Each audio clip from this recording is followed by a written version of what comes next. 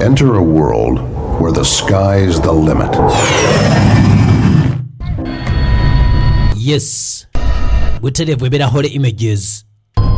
Atengera gwe mukutu kwe tuyise. Bagamba nti Zenji Studios. Anti Hole Images tekyemalira. Zatsalira mbano vijja atalina biwa bulimba. The one Aaron VJ, the man himself behind the mic. Zenka kutuliramu. Kevin Movies Buguju, live show, live action, live sports mu HD. Ekyo nno kibanda kyange kiri eri Buguju, atamanyi Buguju gyeri. Saidize mukono nenga mugamba muti abali awo ku UCU mwenna.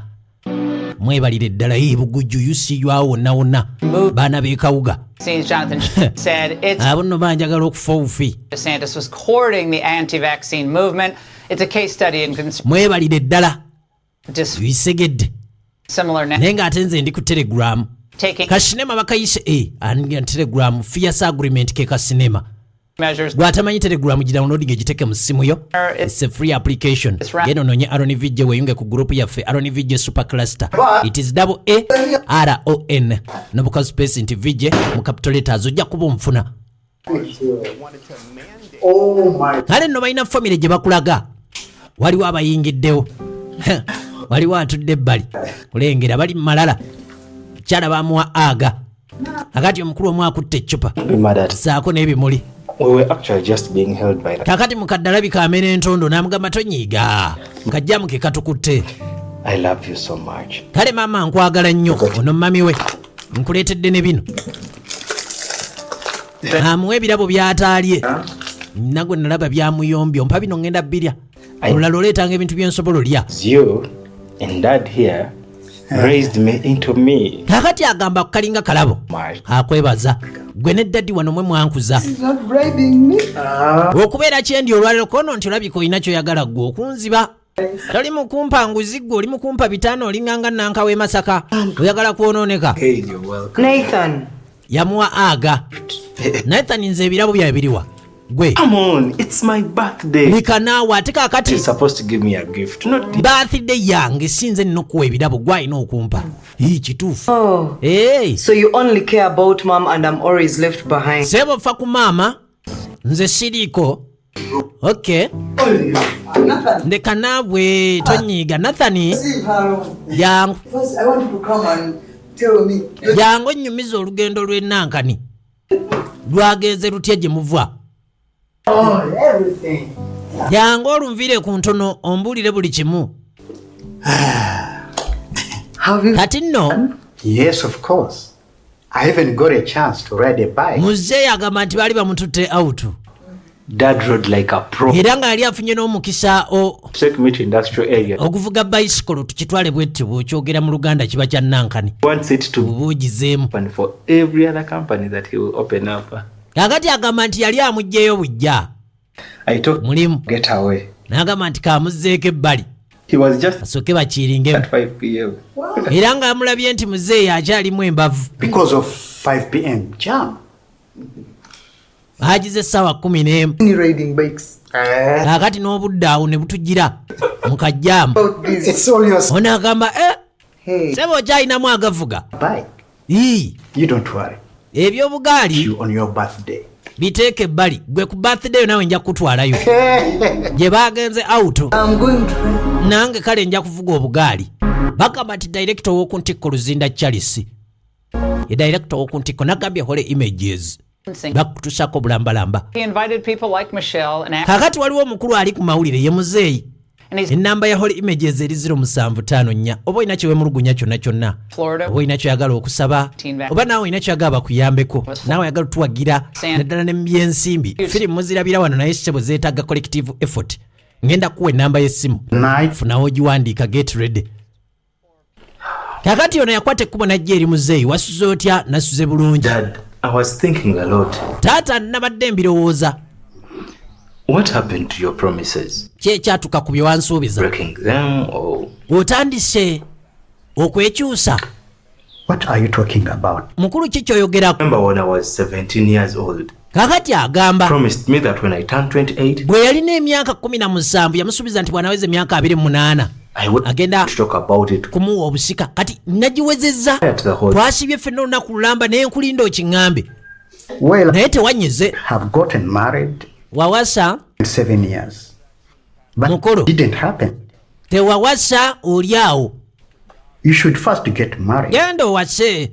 Nga lwaki towasa? As you can do so. Mala okuwasa ojje twogere.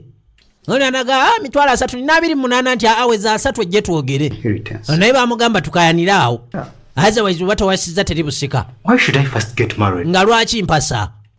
Omusajja tayagala kuwasa ayomba buyombi. If you don't, Bw'otawasa Olive. bizibu byo. It's not fair. Even the people that hold the biggest titles in this Ng'obusika babuwa mutowe Oliver. decisions for their Ate naawe ki abantu n'abakusinga ebitiibwa Do you mean? tebakola batyo baana baabwe kikyotegeeza onvuma. look at the kings. Alaba bakabaka ba president. Unheard of anywhere that those people make such decisions. Wali okiwuliddeko nti eryakola okusalawo bwe kutyo eri What do mutabanyiwe you mean? kikyotegeeza se Great grandfather? onyooma Father? bali manyi ogenda kwogera ku bajjajja Me. bajjajja babajjajjaabo Amen.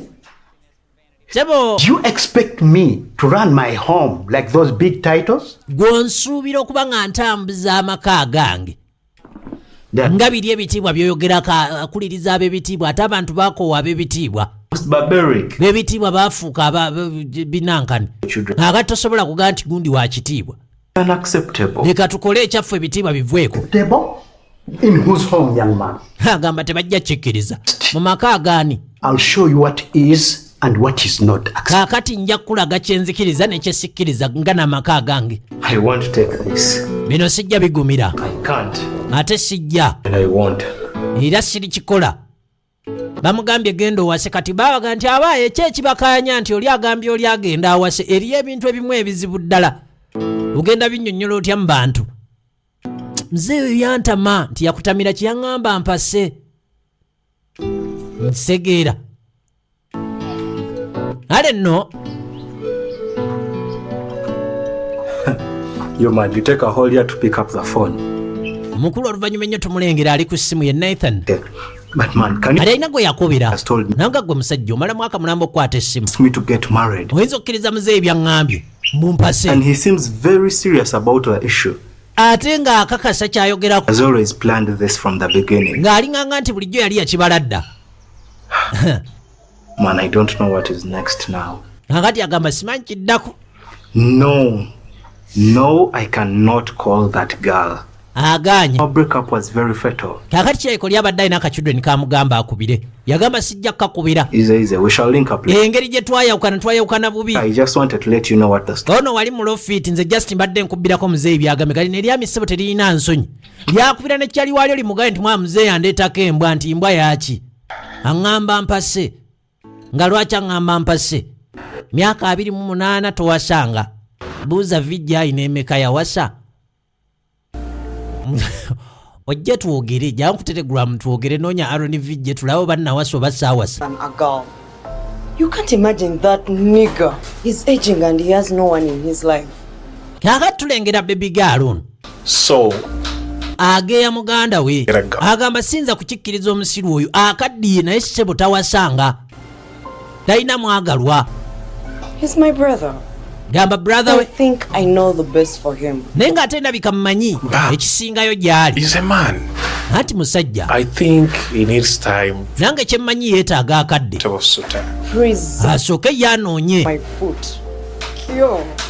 ono obudde bwakafa Anyway. mwanoonye yegwaza bamusaanira naye ebintu by'omukwano bizibu osobola okwagala omuntu nga tomwagala ate osobola okwagala omuntu ng'omwagala Madam, bisegeera good fine. It was very fine. Very good. Thank you so much. kaakati bamala okulya kwe kuyita abakola I'll wano be so grateful to host you again at Middle East Restaurant. bagiyita Middle East Restaurant tunansanyuka nga mukomyewo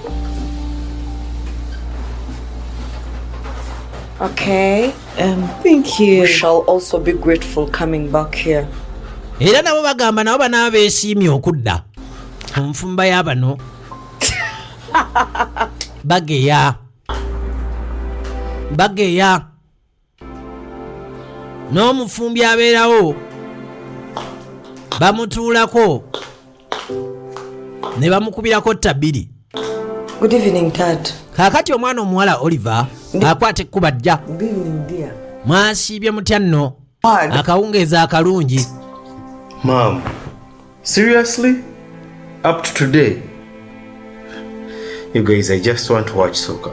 Mukadde alina by'abadde alaba. Joining us, it's our movie night. Remember? Ono nti nedda.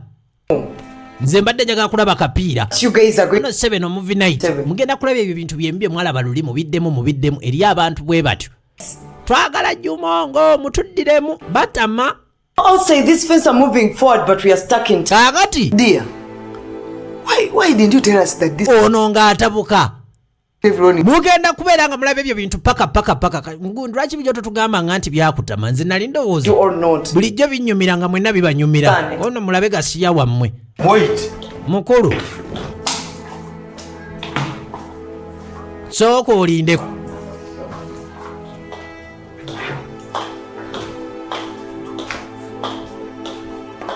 Mukadde balina firimu gye baalookingamu. Anyway, Batagibalaga. I need your help, Olive. help? Kakati ono yayita Oliver n'amuzza ebweru namuga neetaaga obuyambi bwo. Dad, Ono what obuyambi. this marriage thing that he brought up? Nze yatandise ebintu bya Smile Rice towasa. Not ready for marriage. Nze siri mwetegefu kuwasa. Very well conversant with the company's administrative and operative activities. Yagamba nti amanyi nnyo bya mirimu obudde obusinga ayagala bumalira awo. About what Dad is saying. It might seem irrelevant, right? Lowooza ku muzeeyi kyagamba. Very important for our family. Kikulabikiranga okuba ekitalina makulu naye ate kyamakulu nnyo eri famire Are yaffe. you with me or I'm in this thing alone? Tulimu ffenna oba nkirimu bw'omu. Like Dad. Ngamba n'olwo luggwe lwala oyogera nga kitanga. Problem with your manhood, because Bw'oba tosaza otugamba at your age, tugende tukugolole. marriage. Afraid of marriage? Gende waakiri bamuteeke ku mulabba bamunaanuule. Commitments. Agala. This case, not just any commitments. We are talking about a lifelong commitment, Olive. Omusajja agamba ekituufu bino ebintu bye muliko tebiringanga nti bya justi. Twogera ku bintu omuntu w'okola okusalawo okwa nnamaddala nti ogenda kubeera ng'okikola obulamu bwo bwonna. We are in the 21st century, for God's sake. We can't keep dancing to our parents' tunes like it's... Saagali agamba nti muzeeyi kyagamba kyewali badde ono lwaki nzirina ku ntoli z'abantu. Kino ekyasa kipya abazadde si be basalawo. Matters. Do yourself a favor and never think of me as an option of support. Ona nti kaakati bw'oba ogaanye bw'otyo I could have you. tonteekanga mu bintu byo. Muzaffalo Guess I was wrong. nadde ndowooza ogenda kunnyamba naye ndaka nakibaze bubi. Olina nawe makulu. Wekwate ekkubaddeyo munda. Agambye talina makulu, talina kyajja muyamba. Obwedda ate nga gwabalirako. Bagiyise fiance agreement gye tulaba. Atalina mbano vije, atalina biwa bulimba. Guys, thanks for the love. Mwebale nnyo mwenna abanjagala n'abatanjagala eyo. N'abaasoma. Bana abaasoma batama bano basira banjogerere. Olemwa. Good night, ma'am. Nammwe mujeebale. I want to ask you, do you have any lady in your consideration? Kaakati omukulu tebamuweeza. Bamukuba left right buli waayita. Owaayo inayo gwe walabye. Please talk about this some other... Nze tetujja byogera olunaku olulala n'olowooza Pentagon tuligizimba olulala. Me, I'm tired. Nze bino nkooye njagala nakwebaka. Nathan. Nathani ono. Baana banyuma bano. Tell your son to behave well. Mutabanyi we mugambe He should act civilized. ayige neeyisayo mu bantu. How I raise him to be. Nze namukuza kweyisa bulungi si kunswaza. I'm going to talk to him. Kale mwami nja kwogera naye. But, ma'am, is marriage really necessary? Kakati mami yagenda ayogere ne mutabanyi. Kani mama For goodness sake, okuwasa kikulu nnyo. your father's here. You need to settle down. Ono baamu amagezi. Marriage is one sign of responsibility. Bw'okusikira kitaawo ssebo olina okutulaga nti olina obuvunaanyizibwa ate ng'okuwasa. It's just a lot of hard. Kyekimu ku kiraga nti ono akuze. It requires too much commitment. Ebintu ebyo bizibu ate byetaaga obudde. Mutufu byetaaga kingi nnyo. Kubanga ebintu ebimu ogenda kuba obisuulawo oyinza n'okusuulawo omulimu. And besides, having Kubanga wawasa. you land to the end of your life's journey. Don't give me that look. Oh, I wasn't specific because I don't know how many you've dated. Mukadde yamugamba munnange. Olina okubala ki ekigenda okuddako. Okay, take it as mother's. Tamanyi oba alinayo akacudduleni oba talinaayo otherwise. I've not dated so many women. Abucudduleni sibadde na bungi. I've only gone out with one woman my whole life. Nalinayo akacudduleni kamu. Loved her so much. Obulamu bwange naye ate nakalumya nnyo. To you, that woman broke my heart. Naye agamba nti kaamukutula omutima. Long time ago from now. kale n'ebintu ebyo n'asooka n'abirya ewa. And now you want me to get married when I still have these bruises. Kale ate mwagala ate nziremu byakuwasa nga nkyalina n'ebisago bwe bityo ku mutima. Get a girlfriend. Musajja Take it slow. weerabirire This year, era weefuge. you don't have much Funa akakyuduleni mpola mpola guno omwaka twagala okulaba nga ki relationship. You all look up to. ng'emikolo gituwuuba. Owulidde? Bakadde bafunvubidde. I'm having a headache. Kakati agamba mwana ngo buulire. Can talk about this summer. Nze omutwe gunnuma bino tujja byogerako olulala. Good night. Tubyongereyo ebenga Pentagon. Tuligizimba olulala. Don't forget to take water for that headache. Teweerabira okunywa amazzi kweyo wuufayo. Maybe you can. Ngaye mutwe gumuluma. Mutwe gumulinga wuufa nti anywereko amazzi tomanya. Naawona.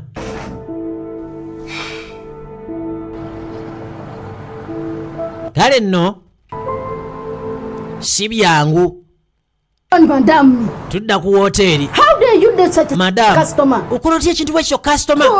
Ate batya. I know, but there is other ways to have. Kakati bino ebiwalawala bino ebikola mu mawoteeri, Don't you be mu mabaale kuga ebiweereza. Batera bati bakazaako lyaba weeyita. see how you dress. Mu Luzungu mu Luganda oba bayita batya. No, it was wet, you know, it's a rainy season. Ono agamba laba we nalina w'oyambala. To your fellow workers. Kono nti munnange enkuba. But they have 2 pairs. Don't waste. Kaakati bakozi banno kono nti balina peya bbiri eza uniform. Please, madam, Gwe nkugobye. Nedda leka naawe togoba banno. we need this cheap. Bansonyiwe. Don't want to hear anything from. Saagala kunnyinnyonnyola saagala kintu kirala kyonna fuluma ogende nkugobye. I may really. Leeta ebintu byaffe ogende. I want. Bantu bano balina uniform bambala Middle East Restaurant. Olina okwambala ofaanane namuyira. Amuyiridde kikosolo namba emu. Mba namba 2. Lucky, Please. get in here. Give me my things and leave. Wano mulongoose oggweyo mpa ebintu byange ogende. Yanguwa. Nga gwe bagenda ossala embalu omulaba.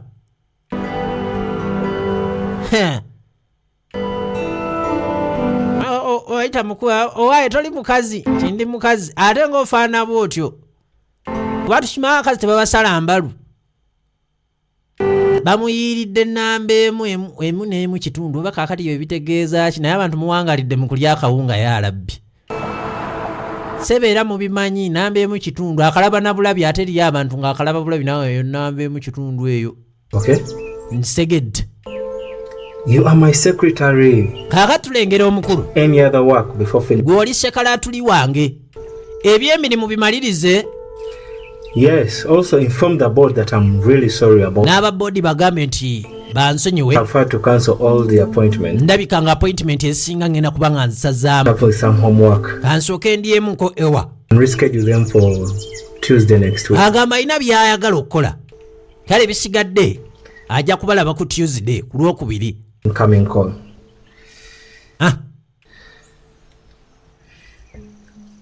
Yes, hello, Ronald. Kwe kuddamu n'agikuba n'agamba nti Ronald. You've done what? Mwakola ki? And how is she? Ali atya? Do you think she can fit in the Westgate's family? Naye olowooza ayinza okujja mu famire yaffe eyaba. Okay, let's meet in the evening. I'll see. Mwesige. He's a bro. Kale tujja kusisinkana akawungeezi tulabe. Kakati n'omukulu alabika atandise omuyiggo. The only ugly thing about her are those tears. Bukyudduleni. I will surely make her mine. Bintu bingi nnyo ebiyinza okuba ku muwala oyinza okujja n'ogaa nti munnange handwriting ye enkubye. Mine. Obukowekowe bwo bulungi. Baby ontuuyanira bulungi. Kwegamba ogenda olonda ebintu ebikunyumira ku ki? Ukakyudduleni kati we yali apaakinze. Mu maaso wali we waali ekifo kino. Bantu baali bagenda okuba nga ate bafunidde ekyokulya. Kaakati gwe baali bagobye nga bamuyiyeeko nnamba emu kitundu yali atudde wabweru. Mbu bamusaasire. N'akawunga ke. Buli amuyitako amugamba wanyala. Balowooza agenda ku mbalu. How can you say that? Do you even know me? Unajja mubuuza mujebale. Yes, I don't know you. Addamu oli mufumbo. Just get married to me. Ate wenkuwasa. All other facts. Ono nayo mmanyi. Gwe nfumbirwa gwe ebisigaddewo bindekere. I don't know if you're a partner to that customer. Naye simanyi oba naawe okwolagana ne customer oli ankozeko effujjo. Person is looking for someone to sacrifice, but oba okolagana naani oba munoonya be musaddaaka naye bambi neekuula. Nerabira gye wandaba leka naawe. I have so many problems, but naga nina ebizibu naye nkubuulire. thing or even animals, that is not part of it. And that gentleman you just mentioned, I don't even know who he is. Abantu balina ebizibu mu nsi. Agamba siri nsolo siri mbwa siri ki. And I think only Naye can help me to solve it. n'omuntu gw'oyogerako nze simumanyi. own problems. Bw'oba olina ebizibu mbuuliraako. I've just been fired. Tomanya tuyinza okuba nga tutetenkanyako ono munnaye nina ebyange. Oh dear. Bamugobye ku mulimu. Sorry about that. Ng'olabye. When God closes one door, agamba nti Katonda immediately opens up another one. singa luno oluggi lweno lweggala ayinza okuba aluggadde ng'alina lwayagala tokuggulira olulala. Oyisegedde. You have a job for me? Yes. Mwolina omulimu gw'ogenda okunfunira? Mwe agenda mufunira omulimu. Okay then. Okasakasa. What job is it? Mulimu ki? So here is the deal. Bwe bate babisalako emitwe ne babijjamu ensigo n'ebibumba. Paying you handsomely. Omuntu ajjanga ayogera naawe ng'otandika mulimu ki? Tugende It doesn't have to be real. Mbwagenda musasula. The task here is to convince my parents that we are married. Kakati agamba ddiiru eriwo. Akwate kuba agenda amatize bazadde boono nti bali mu bufumbo era bali mu laavu enzibu ddala. Get a misunderstanding and awo ebisigadde. Simple as that. If you have a problem with your hearing senses. Bw'oba olina obuzibu ne mumpulirayo. I'm not ready for marriage. Simanyi ky'ojja kukola oba ofuna buti osokoola amatu. Nze siri mwetegefu kufumbirwa saagala bufumbo sakasiro. Kakati omusajja ajja n'atomera omukyalo ono mu ngeri eri wiyadde nga n'asanga omuntu randomule ku kkubo gwe jangu onfumbirwe bisegeera biba bizibu era ensi eyinza okwasamira naye nga bano babadde ki. This book is interesting. Kakati tulengera muzeeyi asoma akatabo. Katabo kanyumye. Yourself. Katabo. By the way, honey, Mukwano. you heard from the company? Aba company. Surprisingly, Nathan is doing a good work with the company. Wabawulizzako nti Nathan kyakola ne company kikabuka. He has managed to rise company's profit margin Amaguba by galinye 50% from its usual rate. Wow! ebitundu 3 okusinga ku bulijjo rate ze tukola. He's doing a good job. Bannayo omulimu gwakola gwe gusinga. Thank you. Mwebale.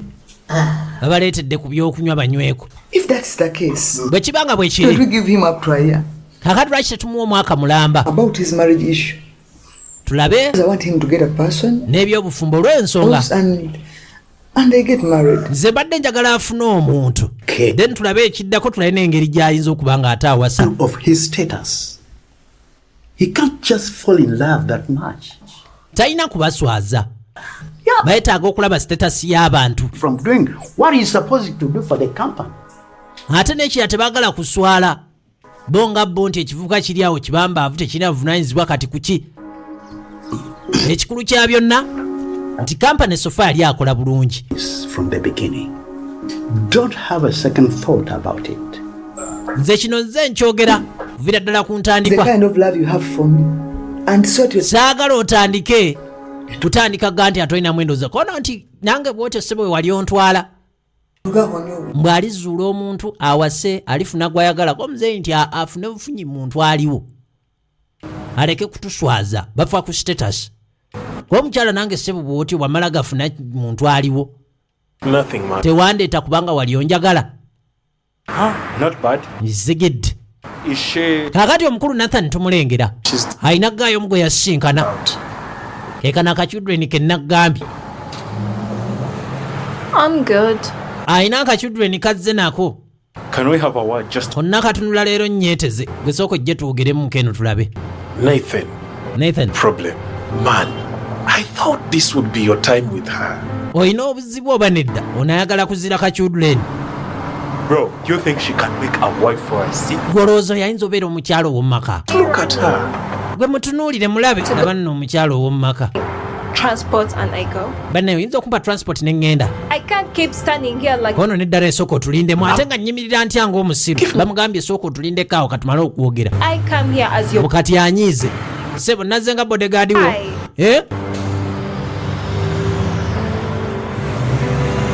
Bwe bali mu kunyumyako. Kakati ono kwe kwata mu nsawo. Ye n'amuwa. Hey, I'm talking to you. What is this? Kiki kino? Do I look to be a pancake seller for you to give me this? Gwe ng'olinganga mutunzi wa paani okumpa buno obuswazi ani gwowo obuswazi kati nno ono nalabika baakolamu bagagga akanyuza ezzike ebintu ebimu nga nantalabika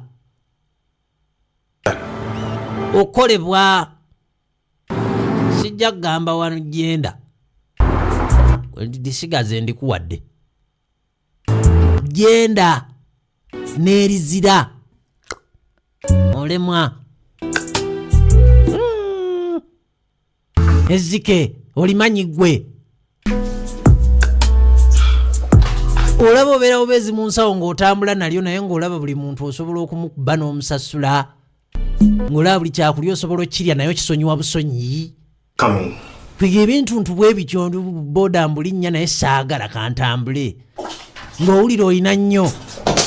This is a big file from the institute. Kakati omukulu adda mu yafeesi bamuweereza zifayiro ez'enjawulo bambakulu ab'enjawulo ebitongole ebyenjawulo bina nti ojja bimaliriza ate lwaki agamba appointment esinga nasazzaamu. But sir, the appointment with Miss Jane of M&M Concrete is in 30... Appointment ne mukyala Jane wa M&M Concrete. Miss Jane. Ate yo gikoze otya? Jane. Mukyala Jane. Cancel that as well. Eyo nayo gisazzeemu. Kale. Laptop done charging? It is set. Asazaamu appointment zonna. Oba alagawa.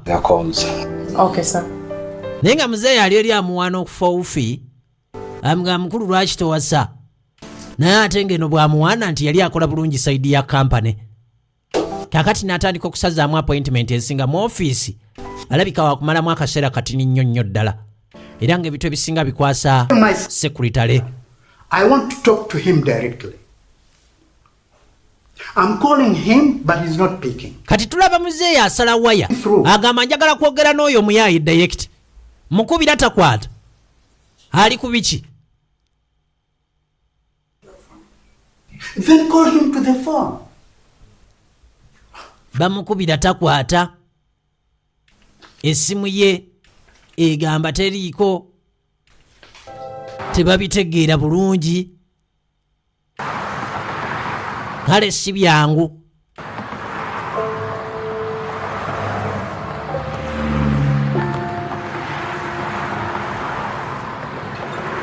Nze aba ayagala alondole buli ekigenda maaso ku kampani. Mutabanyiwe is not on phone. Jukira agambye nti essimu esooka ekibuukemu. Asooka agiggyeko. Then alabe ekiddako. Naye nga nagambye za Holy Images. Wano wennyini ku mukutu teweerabira okusubscribinga, okusharinga n'abalala balabeko. Yazibaterawo muzirabe. Mwe mulimanya kye mulimuwa. Segedde. Naye nga mwebale nnyo nammwe abawagira sinema ezannyiddwa abaana Bannayuganda. Mwebalire ddala. Temujjanga okwo. Yes, please. How are you? I'm okay. Ebintu bye mulaba wano bya Bannayuganda kale n'olw'ensonga eyo. Last time that I was here, omukulu asinkana akachudren. This waitress. Kakati agamba nti alina akachudren ke yasanga wano. We yasembayo okujja wano nti yali waitress. She was fired. Baali bayiwako nnamba emu kitundu. Kono nti we baamugoba dda. So it is true that she was fired. Kasakasa. Ye kituufu baamugoba. Rubbishing me off. Nali ndowooza ali mu kunfuera bufwezi. Gezaako kunzirukako.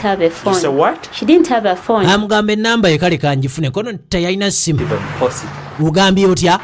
Anyway, you can do your work. Yala zikuba otuuka ng'okwata emitwalo 4 ogula akasimu ng'olabira ddala okuziwayo zonna lumu nga tekisoboka. Eri abantu bwe tutyo nange kanneeteekemu. Ng'eriyo ebintu ng'olaba buvunaanyizibwa buyitirivu. Sente okuzimalira mu bintu by'amalala. Kaakati ono yagamba mwana sooka ompeereze ennamba ya Trisha tulabe ekiddako tomanya. Yali yamuzira weekyusizza. Kaya akajudweni ke baamuleetera ekiro ne kamukanyugira ezzike nti oli wani. Kaakati bwazze n'asanga kino kibebigalo tekiriiwo kye yali ayagala nti oba amugoba dda n'ennamba y'essimu talina ate alina olaga muzeeyi we nti ki ayagala wasa. Kale nno nabwe kityo yasalawo agende ku kali akachudweni ke baali bamuleetedde n'akazira. Kale muzeeyi bamusanga ali wano. Muzeeyi ate obadde ki? This foolish son of yours. Omusirusiru ono mutabanyiwo ate akoze eki? Picking up my calls. Takwata simu yange. I tried to call the secretary. Nkubira secretary to put him through. Amumpe. She didn't. Yagaanye. Meaning his kyategeeza company's premises. Ekitegeeza taliyo mu kampuni. Is it that urgent? Ate bati yakati mwagala bwe bintu. He comes back. Lwaki sosobola kumulinda? Foreign investors who are coming. Tulina aba investor bagwira bajja. What loss he has put me into? Kakati laba losi zagenda okunteekamu. But you need to calm down. Anti kati kakkana Ssaalongo obwo buntu butono nnyo. And you still have to take your things fast. Twomire makerenda. Just calm down. Twalabadde amakerenda naawe Sakasiro. I'm heading to the office. Ngendayo ku office. God save him. Katonda find him there. Amuyambe musange ngali mu yafu estaza waiza ajja kundaba. You will seeing me. Now see this one. Naye gwe olemwa. You're here. Omaze nojja. Please. You're welcome to Middle East Restaurant. I am Lucky. Please. Kakati nakajudule ni bakaleeta wano wennyini Middle East Restaurant nze Lake munaalya ki? I'll make an order when I need it. Okay. Gano nti nja kukola order nga njeetaaze. Something. Kati ndowooza tannatuuka gyetaaga. Okay. Sure. Okay. Well, you're welcome, Trisha. Kakati tusanyusa okulaba Trisha. Thank you. Weebale. Can you please get straight to the point because oyinza okutuukirwa ku nsonga kubanga nzolaba nina gye ndaga. Foremost, ekisookera ddala thank you for honoring my invitation. Weebale nnyo okujja bwe nkuyise. I wasn't expecting you. Oweesezza omukolo ekitiibwa mbadde sikusuubira kujja. Why am I here? Lwaki ndi wano? First tell me. Sooka ombuulire. How have you been? How has been your life? Obadde oti obulamu bwo bubadde butya? Did you call me here to ask me how I'm doing? Ompise kumbuuza. And you can't waste my time like this. Oba ndi ntya toyinza kummalira budde bwoti. Me here? Leka naawe. Trisha, the last time that we met, we twasembayo kusisinkagana. Broke off on a really bad note. So I was thinking twayawukana bulungi. Mbadde ngamba. I'm so sorry for hurting your feelings. Nti leero tutandike bulala. Era nansonyiwa bwe mba nakulumya.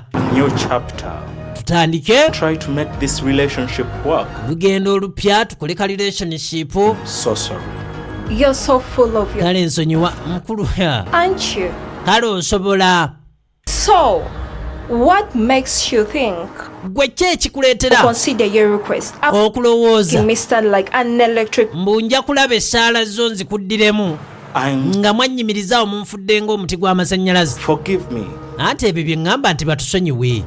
Come on. Leka naawe buntu obutonotono bwe buti ate bukunyiiza. Okay. Kale.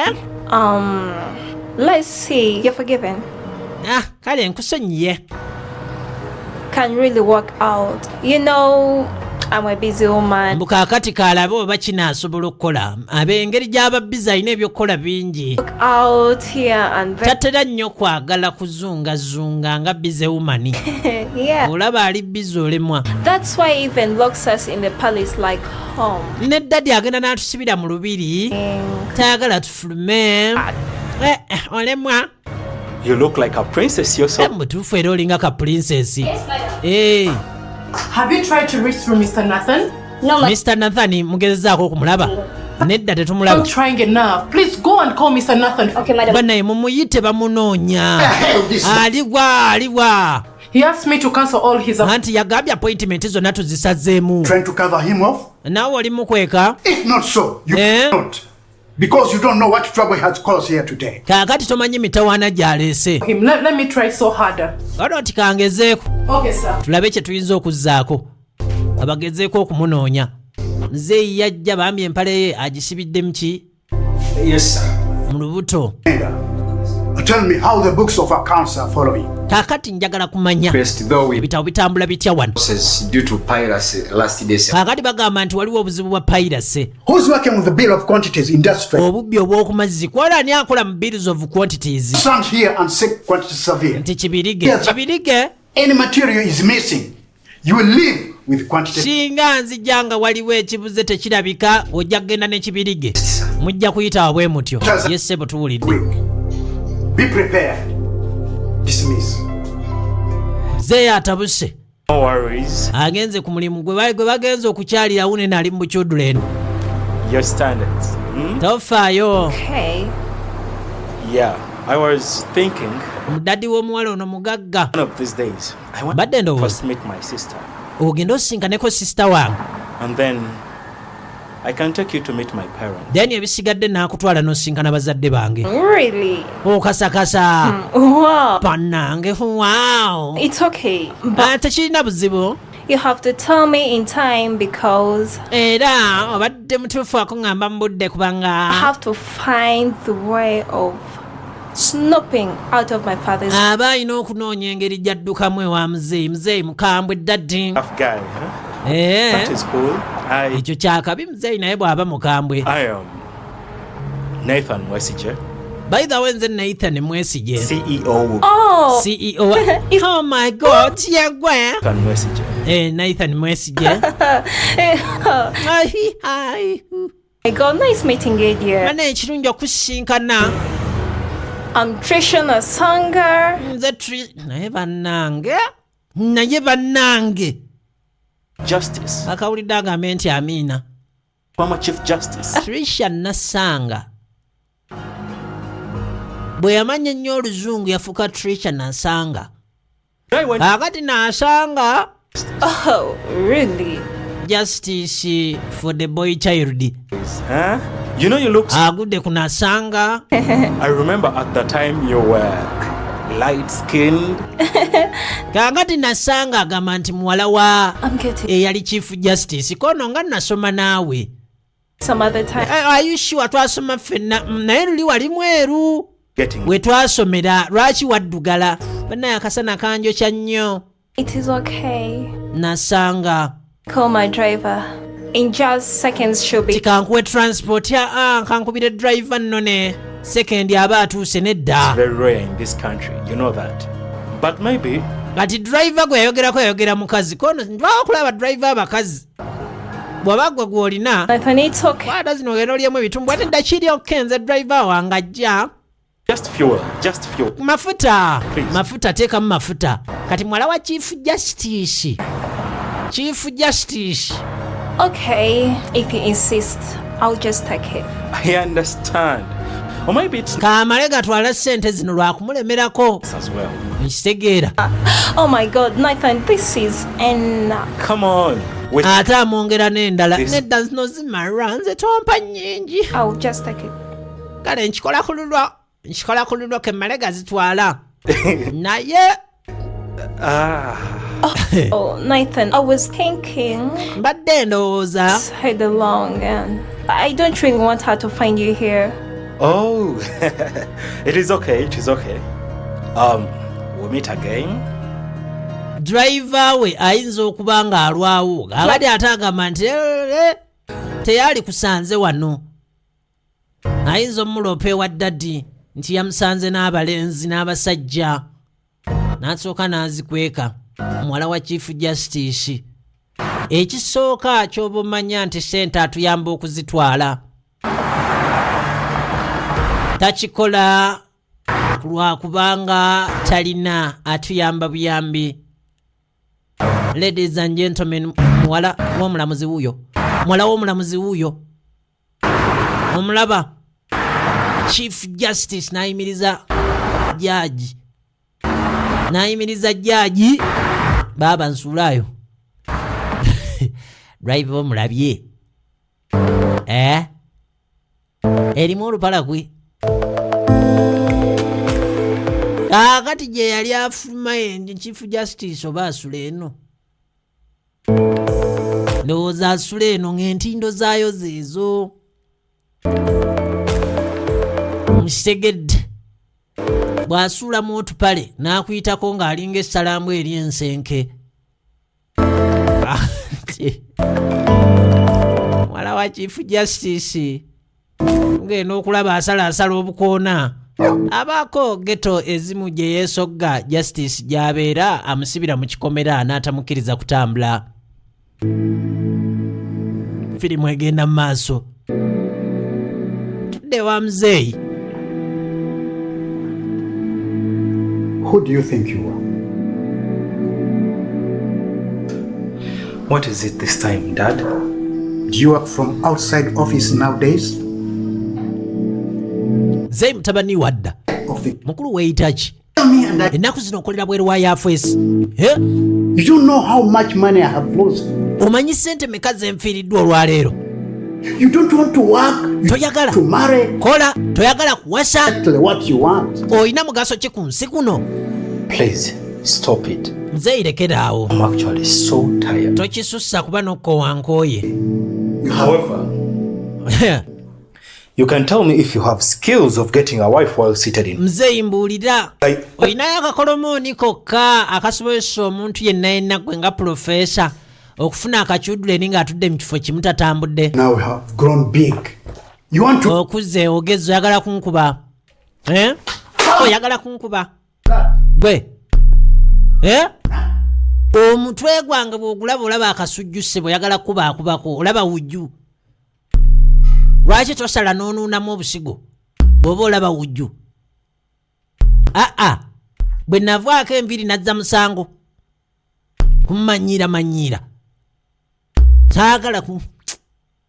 Lwaki oyenda okunkalakata?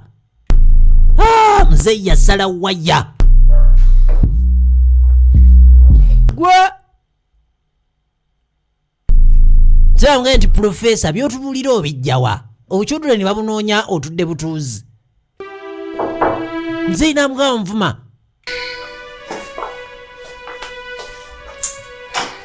Abaali wano nga Oliver azze. Oli atuhiire Mary Anita ag'obuzaale. Condition that dad is putting you on, stressing you up. Kakati agamba nti daddy embeera zaakutaddemu. Yes, it is, but zikooya. I'll get through it. Kona ekituufu zikooya naye nja biyitamu. Okay. Anyway. Pierce the story. I have a friend. Nina chaliwa. Same condition as yours. Ali mu mbeera emu naawe gy'oli. Should hook up the two of you because you have the same... Muli ne ngamba nti oba mwali badde mukwatagana mulabe kuba mulina ebizibu byebimu. Are you done with the bid preparation of the construction project? Omaze ebya construction project bid preparation? Anyway. Baali kampuni yaabwe ekola ne ku by'okuzimba. Anyone. Akati ono alina emirimu gye baali bamukwasa. Tannagimala ali ku byakuwasa byono. Era alina gwe yamufunidde kyaliwe. Someone. And I think she's a very perfect... Kakati yamugamba nti waayi sookoleki mbadde neerabidde nagwe nasinkanye ate ng'alabika kyekyo. Okasakasa njagala musinkagane musooke mulabe ekiddako. Kidding. Jukira yagamba kali akakyuduleni nti njagala olunaku lumu ojja osinganeko sisita wange tulabe. Bwamukubemu ttooki. To each other. Maybe there you can tell me if she's a good wife. Bwe musisinkana awo n'ambuulira oba asobola okuwoomya ettooke. Oba nedda. The jackpot. Ono sobola kumulinda. She's a daughter of a former chief. Akati nno oli muwala wa Chief Justice. Eyali Chief Justice. You study at some school. Sookoleko temwasoma naye. Nti ye.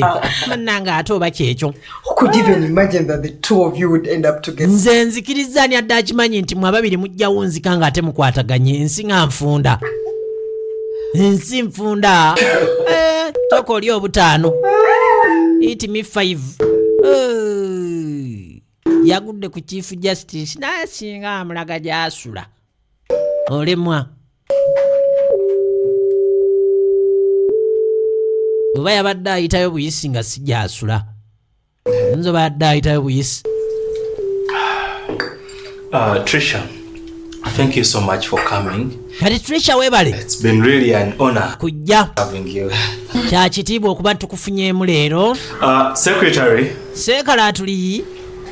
Secretary. Ngamba ono wange Seekalaatuli. Sooka ojje tulabe. Seekalaatuli. So please call me the procurement officer. Osobola okumpitira procurement officer. Oh. Muno atandika okwesisaasisa. You have a nice office. Mannaye office nga nnungi. You like it? Ojagadde? It's not congested as my daddy's. Teriimu nnyo bintu bingi ng'eya daddy wange. Olive, please come in. Olive bannange. Sooka ojje tulabe. Nathan, I was busy. Badde busy. You need me urgently. Ne bangambye ompita. Please have a seat. Kati procurement officer ye mukyala Olive. Tuula ng'atuula akube munne tochi mukazi munne. Sure, this is Olive. Ono ye Olive. My young sister. Ke sister wange. Young sister. Naye ye sister wa mta. Nice meeting you. Naye ye gwe Trisha nti kirungi okusinkana. Very busy person, but ndi busy. For sparing these little minutes for my big brother. Naate ngambye bannaye kansooke nfisseewo akadde. All right, sweetheart. Kula blazo wange. Naye bukumulista. Obadde ki? Kateni oba. Can you please draw those curtains? Sooka ojjeeko kateni ezo bambi. Buguma. Oh God. Mwawulira afe bugumu. Mwana wa former justice. You know, our SC's got some problem, but the technicians are going to work. Ng'olabye SC zaafaamu naye batechnician bagenda zikolako. Yeah, actually we are trying to work the aeration of this. Era tubali twagala kukola ku ngeri y'empewo eyita mu kizimbe kino yonna. Tulabe. Please. Can you please call those guys that are coming to fix our AC? Oyinza okumpitira abantu ba SC abo bajje balabe. Kubanga kati SC zino zireese obuzibu. Kakati Trisha. So you told me your father is the former chief justice. Kitaawe yali mulamuzi. Yes, he is. Ye bannange. So yali. How is your mother? Yali chief justice. Ye mama wali atya. Mama wange. Oh, nyabo. Simanyi ebiteega bikalinnye. I can't really contain this heat anymore. Bana nzire bugumu sikyali sobola. Yeah, it's okay. Naye kiri okay. Naye. See you out. But we're still getting. Oba tumufulumyeko ebweru. Nedda tube tukyayagala okumanya ebirala ebimukwatako. Let her be, okay? Oliver muleke. Home, you'll get a chance to know. Kasajja waka ojja kumanya buli kimu. Yeah. Oba mubuuze former justice, chief justice yali ani? Bintu ntuwe bityo yaddiraani mu bigere.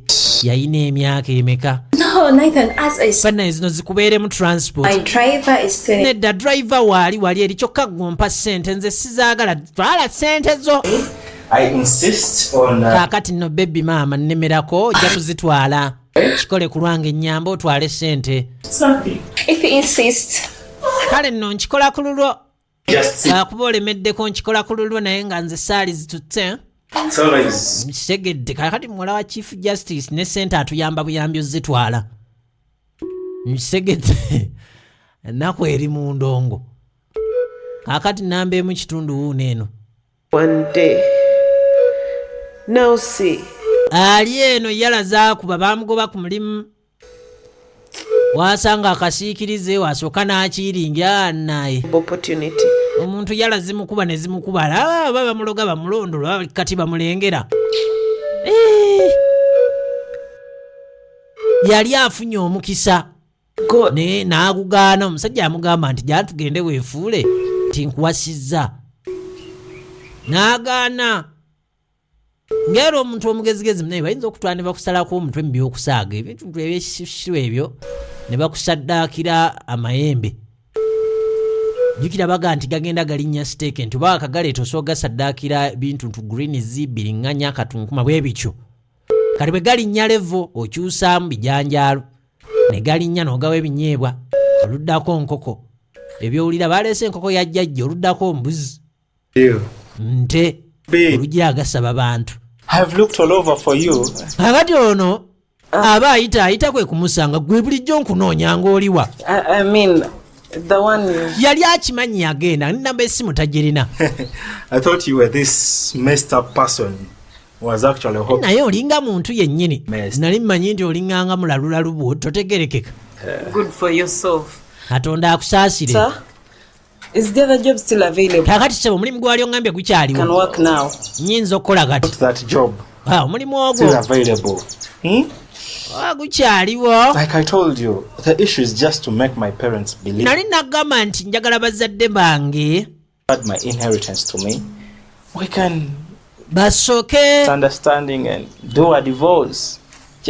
tubateerewo embeera ki ntwagalana then tumanye twawukane tukoleka divorce.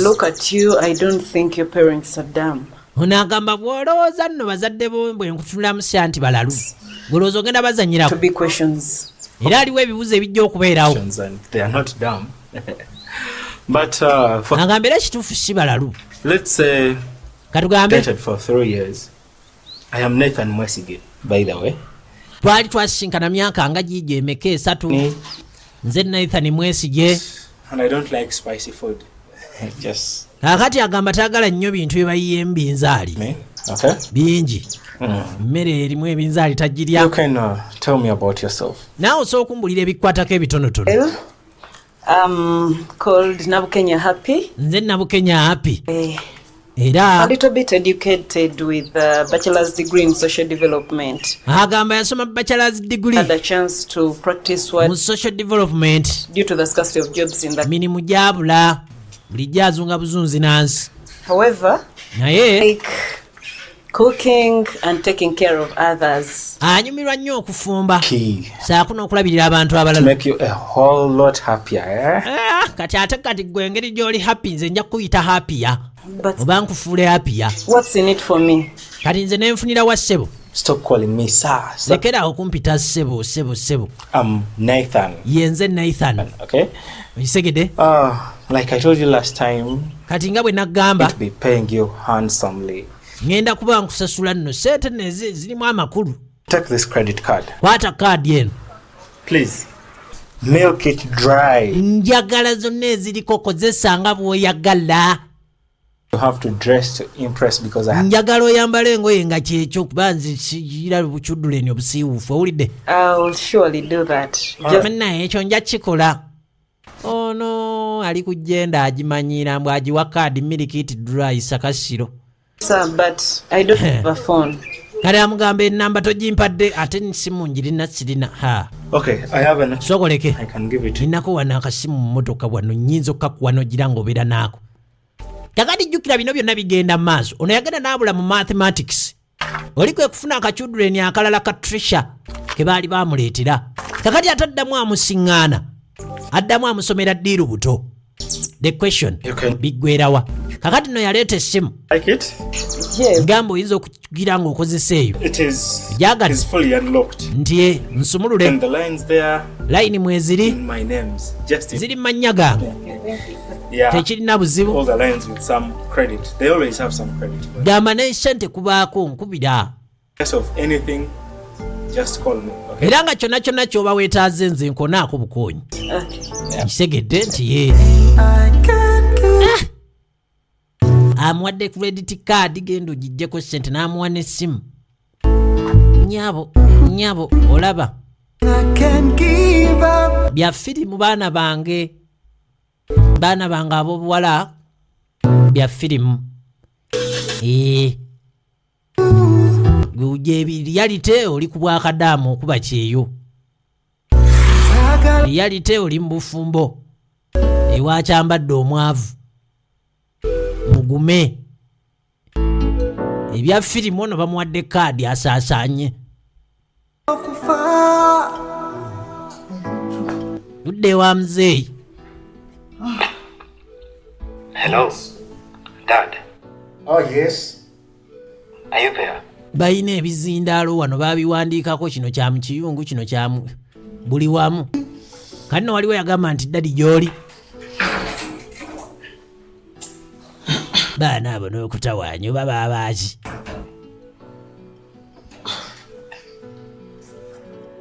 bizindaalo biri mu kisenge baana embiteekayo wiiki emu bambijjeyo nze nga saa kundeekaanira nga nkirinze kaakati Nathan akwata ekkuba ajja. Good morning, Dad. Daddy wasuze otya? Bulungi. How are you? N'alamusa ne mami. There is something that I've been hiding from the two of you. Kakati agamba nti alina kyabadde yabakweka. Talk about it. Alabiri abadde agala babyogereko. Just so that we can clear the misunderstandings that we've been having. Njagala tujjewo obutakkanya obaddewo. The marriage condition that bintu bya gundi genda owase. Nathan. Are you sick? But my son. Mom. Oli mulwadde. Tosaza. Tukagolole. Oba tukanaanule. Akachi. Haven't you heard your son? He didn't say that. Let him speak by himself. Why is here? Sebo njagala otubuulire lwaki oli wano. Katuogerere. I have a girlfriend. Agamba ina akakyuduleni. Hiding this from you. Era agamba badde akibakweka. My God. Pierce the story fumita emboozi. Yes, Mom. Kakati. It. I really love this girl. Agamba akakyuduleni akaagala nnyo. Great woman for me to marry. Era agamba nti oba oli awo. To disappoint her now. Ayagala akaleete. And where did you two meet? Mwasinkana wa. How long have you been in your relationship? Mumaze ebbanga ki nga mwagala? Dad. We met on a plane when I was returning from South Africa. Basingana ku nnyonyi nga nve South. So we've been together for about 3 years. Tubadde nga myaka awo ebiri. If you really want me to get married, isatu awo. Please try as much not to get involved in my. Bemba mwagala mpase. Temweyingiza mu bintu byange. The first place. Kyokka kyembasaba awo ebisigadde nja kuwasa. Ne mugeza ne mbyeyingizaamu ko muzeeyi mwana oyo mulabye mwana kyadda kyazzeemu ku magezi nze nagamba nantaba nagamba akati ngenda okufuna omuzzukulu nja okuzzukuza shishi kaakati muzeeyi bulijjo ekimuluma emyaka gijjirako ebintu byagyo gamba ng'okusiwukirira obulevu ne bweruka bubanga mweyeemu evvu oba otandise okufuna gule eya kyokka nga ate tulabanga ku muzzukulu kiba kimalamu amaanyi kale nno ng'essanyu ly'omuntu yenna yenna yakeera enkya n'azaala ogwana gwe nga gukuze kumuleeterayo ku muzzukulu nga mukadde aba afuniramu abaye bw'azaala abazzukulu abasigaza eri babeera babe ndowooza ono anaabaleeta wano kale nno tulengera enzirusi eyingirawo yali Nathan nga yagguse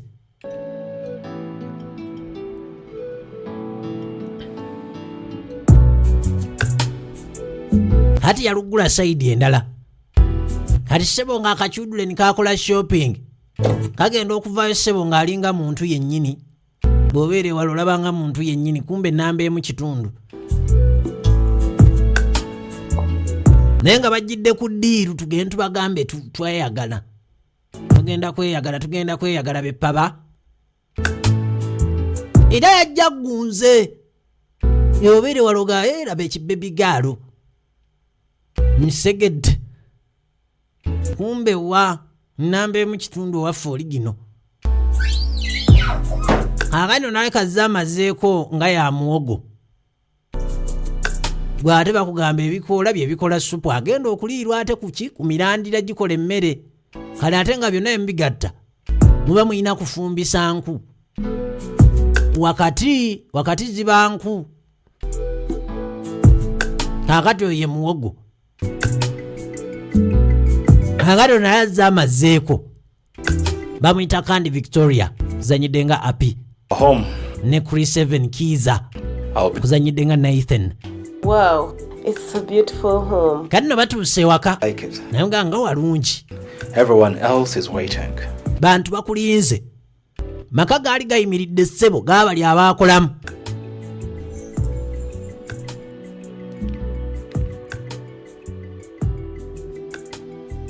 naye nga zze n'entwalaye bazze kubeera wano nze naawe.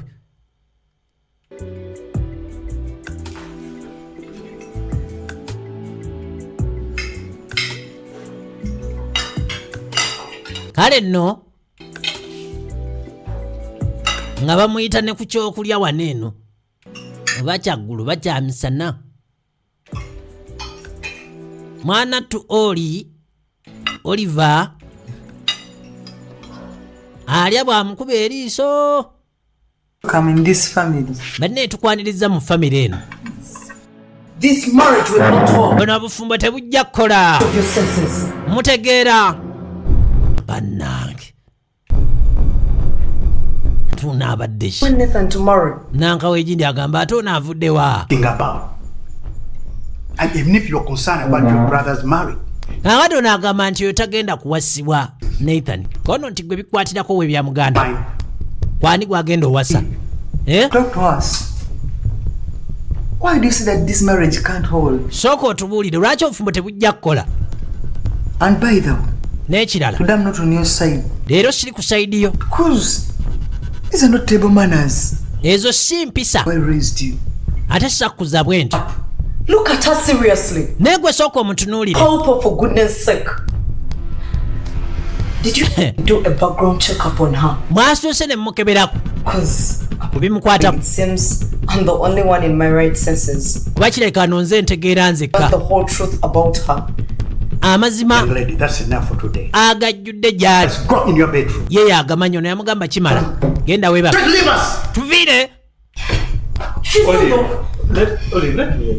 Olive kankunnyonnyole.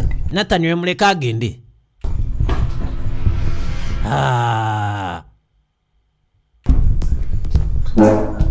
Muzeeyi abagambye oyo mwe mumanyi mwamukeberako mumala galeeta bantu. Dinner, Mama. Muyinza oleeta emisambwa. Food? Yes, please. You know, we didn't know what you like to eat. But Ero nagamu nayo n'atusonyiwamu. good. Yeah, much appreciated. Situmanyi by'olya, situmanyi bikuwoomera na bitakuwoomera naye. Agamba nti ewoomye gye bafumbye. Can I give you a hand? Nkuyambeko. It's fine. Anedda kiri bulungi. Mukamwana ayagala okulaga nti akola nnyo wagonjebwa. Yes, Dad. I think you're ready for the marriage. Ano yagamba mutabanyi. Ndowooza kakati Yes. ogenda kuwasa. Ti kituufu. Alina okuwasa. What is it? Kikyate. Seriously, Nathan.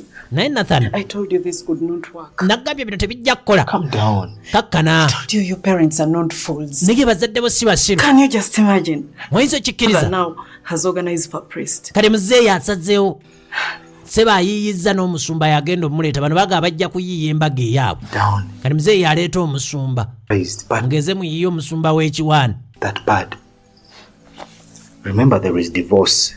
We can agree. Ono yamugamba eriyo okwawukana. We divorce. Tusobola okwefuula twagala nadde eni bwe tufunaali nze nfunye ebyange We are still on. nga twawukana. Tell me what happened there.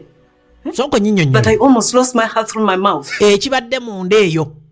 Scared. Kate omutima gunveemu. Down, happy. Ate otya nnyo naawe. We have a long way to go. Bino tulina olugendo lunene. Now I'm going to ask you, Kakati kyenja okusaba. try as much to gain back your confidence. Njagala nga bw'osobola ogezeeko Your confidence being me. odde ku magulu ga abiri. I'm not going to manage this. Kono nedda sijja sobola kuguma. Your family is so strict. Famire yo You throw me to jail for this. tebeerya ntama. Bayinza n'okunsiba mu kintu kino. You're not alone. Toli wekka. In this together, Tukirimu abo babiri. a lot is going to be coming our way. Bingi bigenda kuba bijja gye tuli. I need you to remain confident and strong.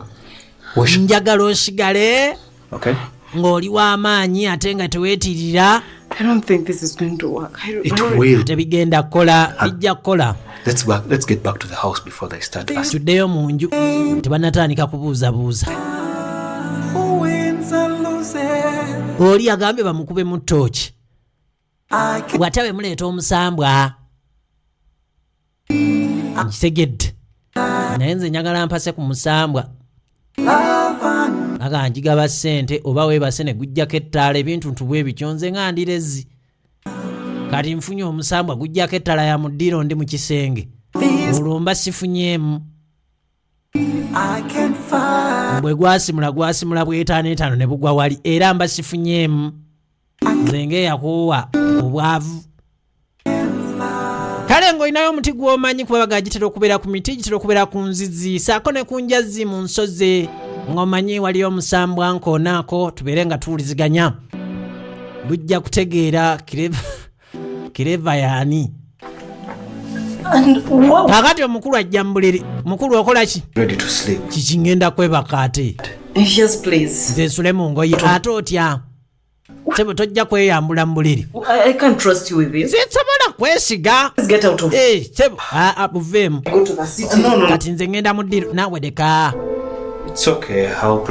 kiryoke naye gwe sooka oleke kati bano bazze basule wa muzeeyi waabwe era wamma bino ddala bya firimu Nathan asula wa muzeeyi we ne mukyala we basule mu kitanda kyekimu firimu waliwo ekijigaano genda maaso bamugobye mu buliri naye nga kimugobya mu buliri nti oli teyajja ku bya siriyasi ate omu ayagala kuliira mu kavuyo nkisegedde agala aliire mu kavuyo In the kitchen, this is our last part where we keep kale nno bukyenkeera and spoons. mukulu bamulaga ewaka wano tuterekawo jjiiko wali bwambe wali bunzaali munnyo It's a place for glasses. All right. eyo baterekayo giraasi Kept here. Wow. Nice. akati oli ng'ajja Oliver, Can you leave us for a moment? Julia osobola tulekamuko tuyambe buyambi kikole nga atagenderedde. And you happy? Kakati gwe happy. Just know that I know all your schemes. Manya nti buli kobalanka manyi. Oh, tikanawa ate. I know you are the waitress at my usual. Nkumanyi gwe bwali otuweereza emmere ku restaurant wali we tulya. No wonder you don't leave the kitchen. Ye banna ekyovula bobeera nnyo ne mu ffumbiro. You're used to smelling like garlic and onion. Wamanyira byakuunya nga katungulu ccumu. What is good for you? Leave this place quietly and ankubuulira ekirungi gy'oli va wano kasirise mpolampola teri ajja kukulondoola. He zijja zindye maama ogenda n'otankula omuntu w'oku mizigo nakkuba akakule for poverty and wamanyira ebintu bya kinakunaku wenna weerabe tolina na ssente zigula ngoye ezo. You can fool the rest. Sirika siriwaza abantu bonna nze siriiko owulira. Don't give me that look. Tontunuulira bw'otyo. The outfit you wore yesterday. Engoye ze wabaddemu jjo. Meaning my brother bought it for you when you were. Era muganda wange nazo yazigulidde. Just leave today. Va wano. Kati mbono munakunaku. You know what, Olive? Naye omanyi Olive. Me. I mean, ekinneewuunyisa. Your brother had told me all about you. Bulaaza we yali yambulira buli kimu ekikwatako. Oh, baby. There is something that keeps on bothering me. Are you on good terms with your brother? Nti toli mwangu naye waliwo ekimbobbi omutwe. Muli mu nkolagana nnungi ne bulaaza wo. Ono gwambuuza nga. No, you're not. Because if you were, you would know that I don't get intimidated, not even by the kuba singa muli singa yagamba dda nti nze simanyiira manyirwa. Owulira? You smell like pork. Ate nze kati ndi fiancé. Do not get married to my brother. Togenda fumbira bulaaza wange. How will he even introduce you? Nga akuleta atya kwanjula gye tuli gwe naawe gasiya bulolo. Disappoint you, but just I'm here to leave. Hey, leave. Genda. Kiss me. Abulamu mwongererako bamubye. Kajanja. Genda. Kitegedde.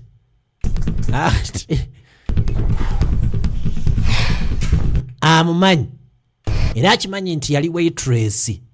Jjukira baamujereganga waliwo omuvubuka gwe baabanga naye ne bamujerega ne bakuba n'obukule kakati ate eddakiika emu nga bamuleeta nti nno oyo gw'olaba mulamuwo mutuufu ekyo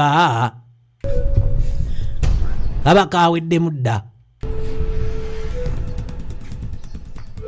Kaakati omukulu tumulengera ajja ayita eno bw'amagamaga ndowooza anoonya munne ge yaleese.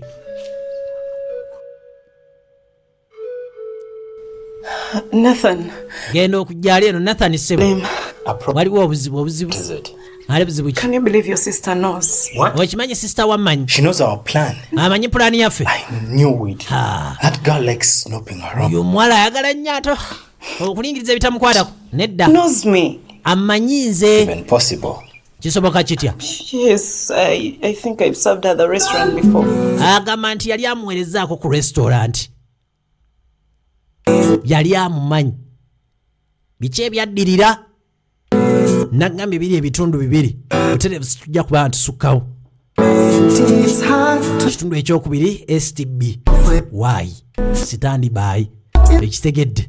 Naye nga njagala okwongera okujjukiza nti kyonna kyoyagala okuba nga ate oyisaawo bagiyise Holy Images wano wennyini ku mukutu 0754989 y'ennamba y'essimu 0754989 atali namba wano VJ atali nabbi wa bulimba the one Aaron VJ the man himself eri ku Telegram nze jempitira mwana ARON nobuka space nti VJ oba mfuna bulambalamba ntuba ntwogerezganyamu no joininga ne group yaffe that is in case ngoli interested so no ensonga eyo kamberekereze n'abatwegwako mukana bakazeeko babaya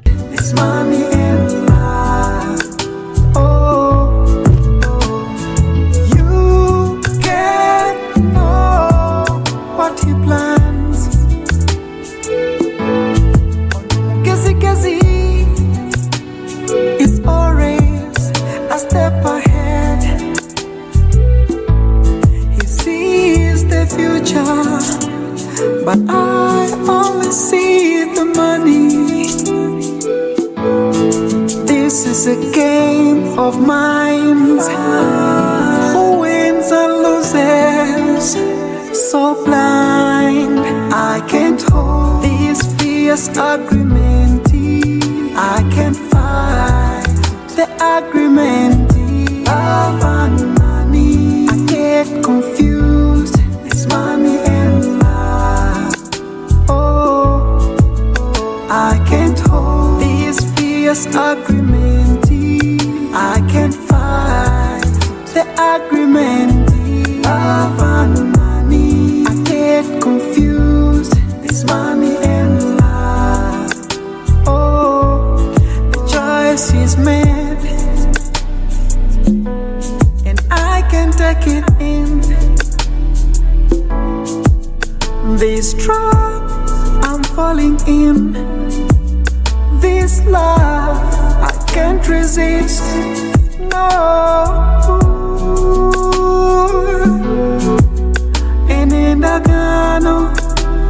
No, I can't hold this fierce agreement. I can't fight the agreement of money. I get confused. This money and love. Oh, I can't hold this fierce agreement. I can't fight the agreement of money. I get confused. It's money and love. Oh, I can't hold this fierce agreement. I can't fight the agreement.